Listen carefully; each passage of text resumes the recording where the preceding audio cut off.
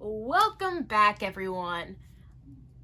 I don't know if you're new, if you're not new, but welcome, So, but in today's video, we're going to be reacting to the AITA Reddit page, which is basically asking, am I I'm going to say butthole, or like, am I the jerk in this situation? But that's not the thing. It's ASS hole. So that's what we're gonna be doing today. But my mom watches this account, and this is a family-friendly account. So, but that's what we're doing in today's video.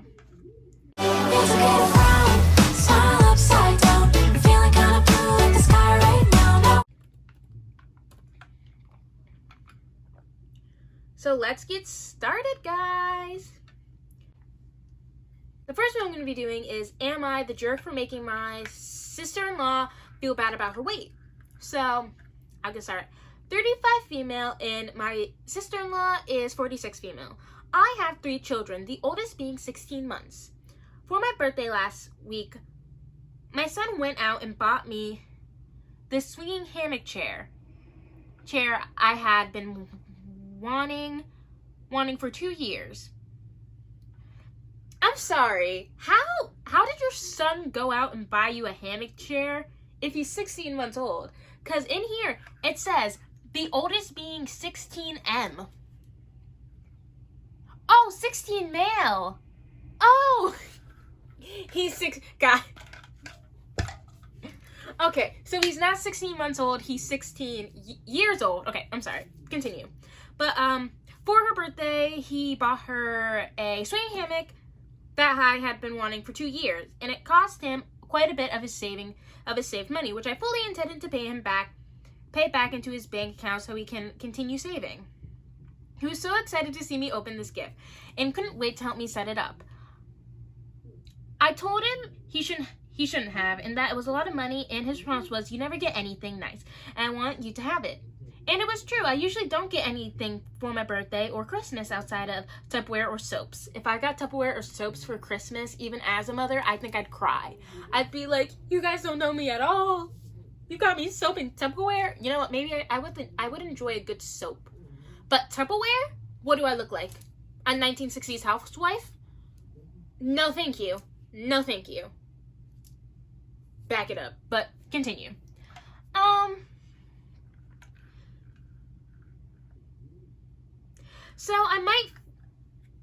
So it might sound stupid, but I cherished this swing ever since he got it for me, especially where I finally have something nice that's mine. My sister-in-law comes over once a week to see all of us. She immediately headed straight for my swing, which my son hooked up on our deck. I told her to please not sit on it, and she said, "Is there a weight limit?" So I told her yes, 250 pounds. I even showed her the box to confirm. She was not upset about this. She just said, "That's a bummer. They need to make something capable of holding us big girls." I simply agreed with her and went about my business. At this point, my husband shows up from work. When I went inside to grab us some drinks, her and my husband are talking on the porch, and not even 5 minutes later, I heard a loud crash, and my husband says, "F. Are you all right?"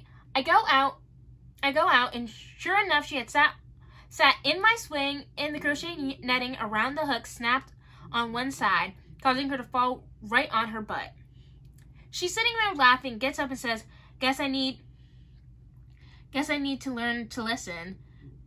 So I lost it. As I said above, I literally never get anything nice. Never. This is the one thing that was mine, and it didn't even take someone a freaking week before they ruined it for me. So I said, I literally just told you not even 20 minutes ago that it would not hold you, and to please not sit on it. She makes some comment about, usually the weight limit is a lie. I thought it would hold, so I said the weight limit probably would have held you if you were only 50 pounds heavier than it, not 150. She's 420-ish. pounds because she's one of those girls who eats food on camera for money and she absolutely loves her weight. But regardless, instead of apologizing or offering to compensate me for my destroyed item, she has resorted to saying I'm a bad person for making her feel like her weight is a problem and my husband is on her side. It's just a swing. Are they the jerk? I don't think they're the jerk because I don't think they're wrong in this situation. I feel like the comment about her weight wasn't needed. But like, she's not wrong for being upset or wanting her money back. Like, I don't feel like she has to apologize for anything. But yeah, I don't feel like she's not the jerk. She's literally not the jerk. She literally told you, don't sit on my swing. She asked you not to sit on it, and you did it anyways. You're 46 years old. You definitely know better. Like, ugh, that's so annoying. Okay, so I just found this one, and by reading it, I think you're the jerk. I think you need to not be a person, because this is messed up. So, am I the jerk for telling my pregnant daughter that my husband and I will have nothing to do with raising her baby in front of the entire family? Hello, I'm a 56-year-old mother to a 33-year-old Kelly and grandmother to 16-year-old Opal. Oh, okay. Got it. Did you need the names? I feel like the names were just like unnecessary, but I'm ignoring that.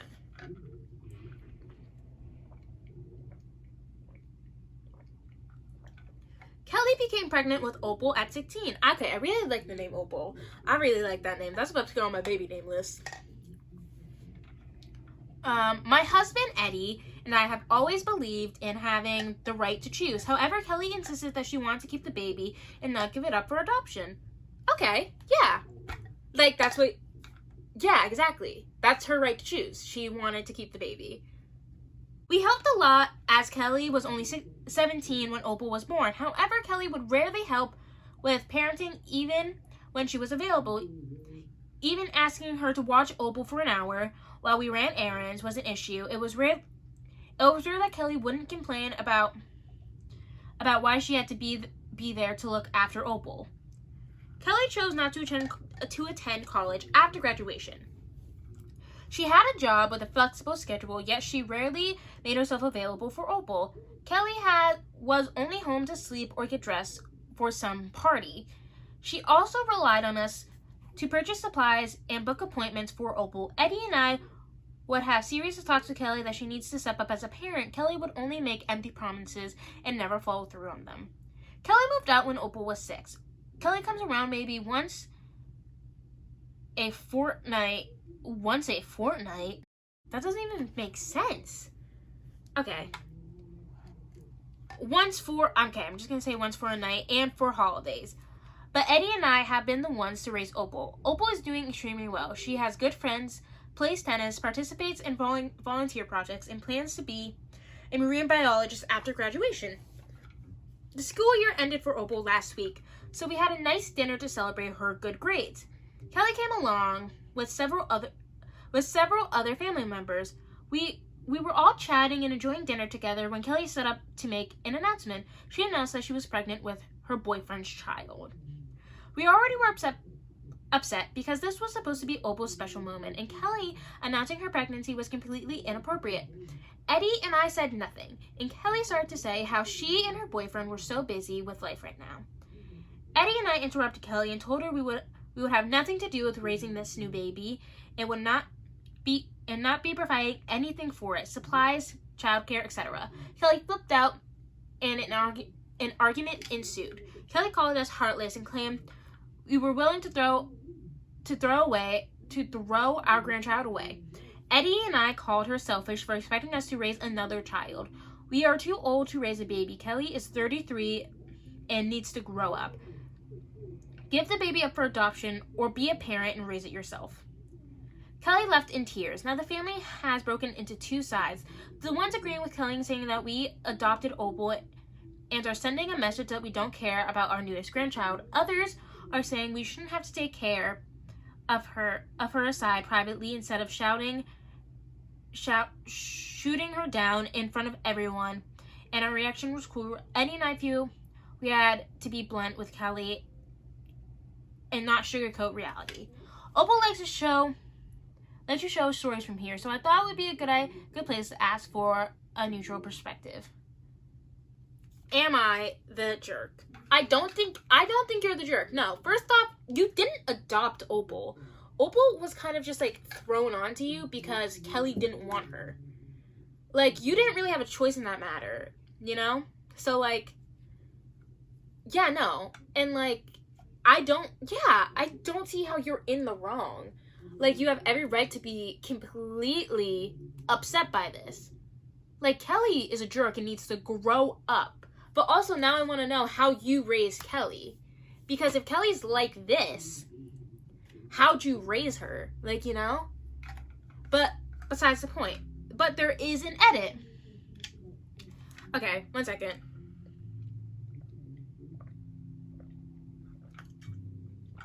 So there's an edit to this, so I'm going to read the edit.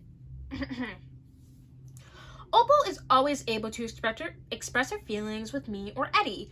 Opal also has a therapist who is available to speak whenever she needs it.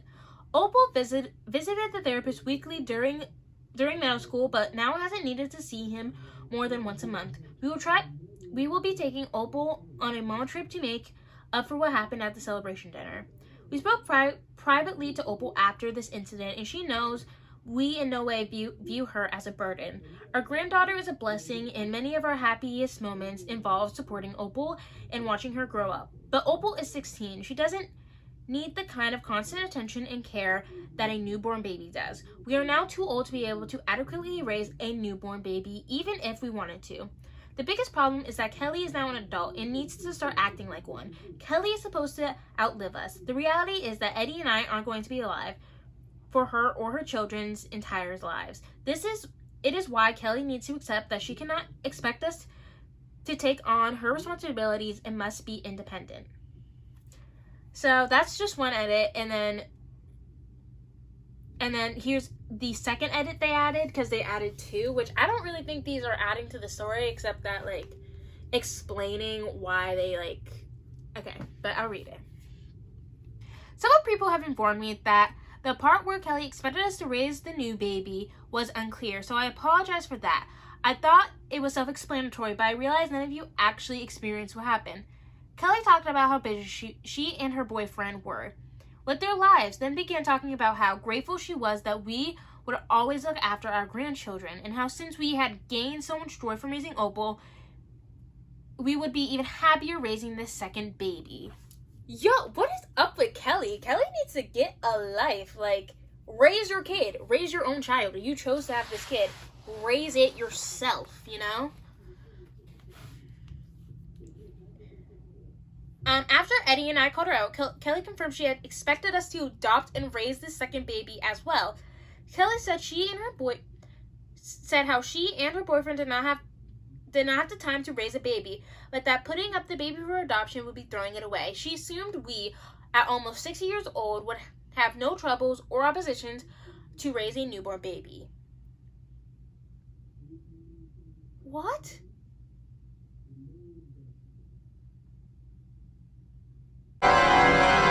The woman was too stunned to speak.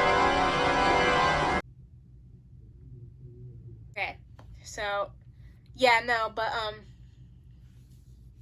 you're not the jerk in this. You're good. Like, you're all set, dude.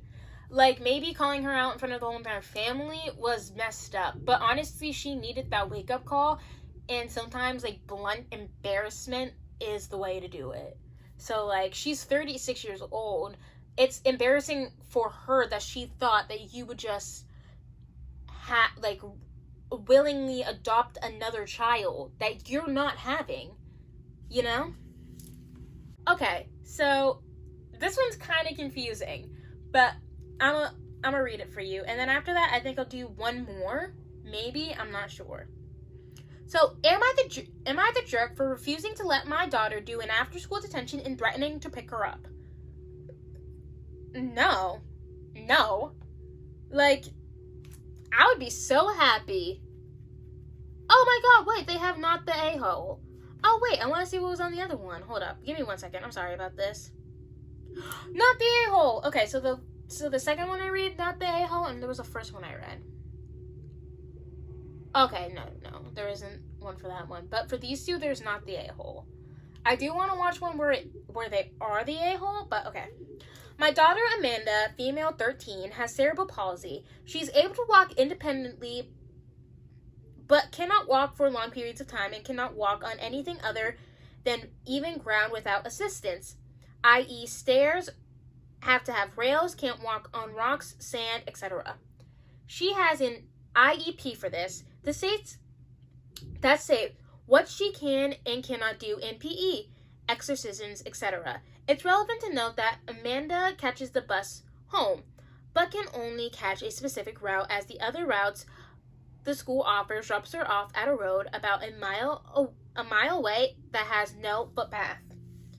I got called at work at 11 a.m. told that Amanda has spoken quite rudely to a substitute PE gym teacher who tried to make her climb the rock wall that her school has. Apparently, Amanda did say, "I cannot, I have cerebral palsy and I have an IEP." But when another child says, "Yeah, same here," the teacher didn't believe her and became insistent, standing over her, so Amanda told him to bleep off and wouldn't repeat anything but bleep off until she was sent to the office.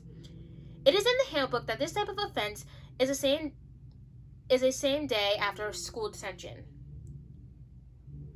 But when the principal called me, I said absolutely not. I told them that they were welcome to do weeks worth of lunch detentions or even schedules so that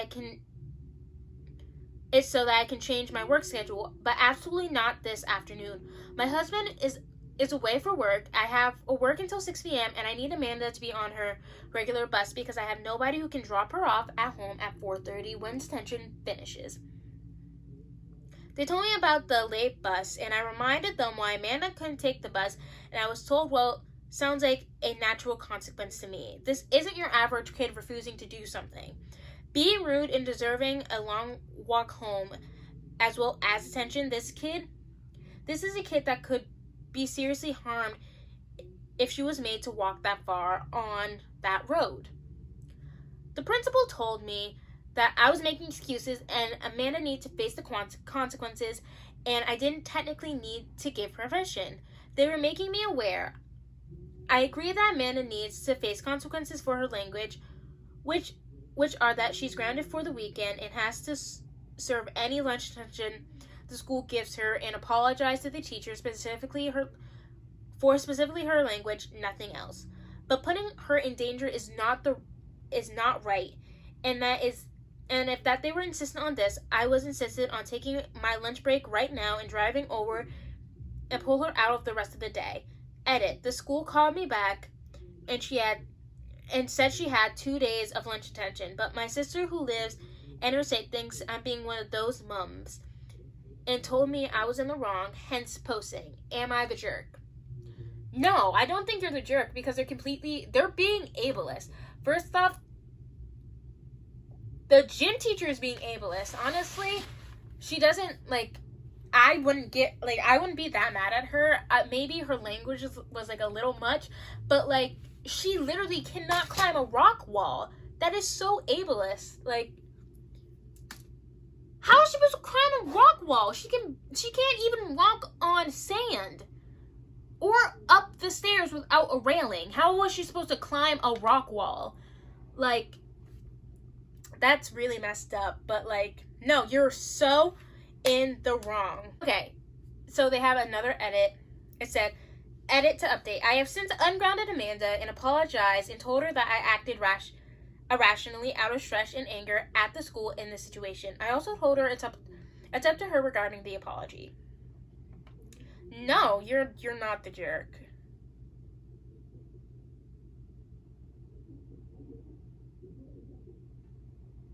I'm not reading this whole entire update because it's 18 pages long, and I'm still trying to do another one. So, but I don't think you're the jerk. I think you're good. You can be chill. Okay, am I the jerk for telling my coworker who had a crush on me that she's a stalker? Well, depending. Well, I don't think you would be. Like, if she's being, like, overtly creepy about her crush on you, then no. But let's read. This is the last one I'm going to be reading, by the way, so. I, 18 male, work with a girl, 16 female, at a restaurant. We've been working together for around a year. And there was a point in which I would have considered us friends. But then my sister, 15 female, who she was friends with, told me that she had a crush on me. This didn't bother me all that much, but it did definitely start to notice a difference in her behavior when she was around me. A few weeks after I learned this, her and I got into a fight over something that happened at work.